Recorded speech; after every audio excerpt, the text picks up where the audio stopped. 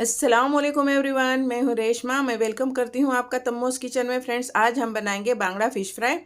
इसे बनाएंगे हम बहुत ही सिंपल तरीके से, कम मसालों में, लेकिन बहुत टेस्टफुल बनेगी। फ्रेंड्स, ज़रूर ट्राई करिएगा। अगर पसंद आए तो प्लीज़ लाइक, शेयर और आपके अपने चैनल तम्मोस किचन को सब्सक्राइब ज़रूर करिए।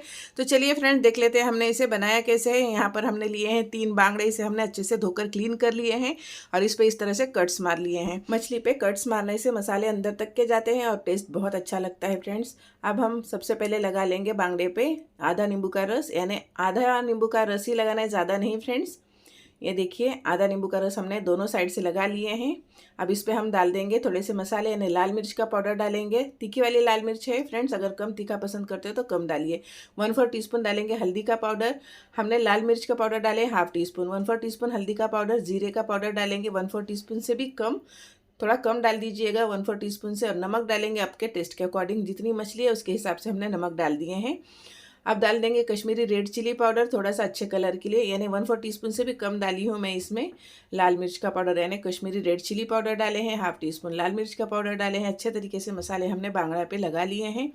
उल्टे तरफ से, यानी पूंछ की तरफ से हम सर की तरफ हाथ घुमाएंगे तो फिश पे है ना मसाले बहुत अच्छे तरीके से लग जाते हैं। फ्रेंड्स, हमने मसाले अच्छे तरीके से लगाकर साइड में रख दिए हैं। नमक लेंगे 1/4 टीस्पून से कम। कश्मीरी रेड चिली पाउडर लेंगे 1/4 टीस्पून से कम। और इसमें हम सूजी लेंगे, बारीक रवा लेंगे 3 चम्मच। और इसमें मैं डाल रही हूँ जवार का आटा 2 टेबलस्पून फुल भरकर। फ्रेंड्स, अगर आपके पास जवार का आटा नहीं है तो नॉर्मल गेहूं का आटा भी ले सकते हो।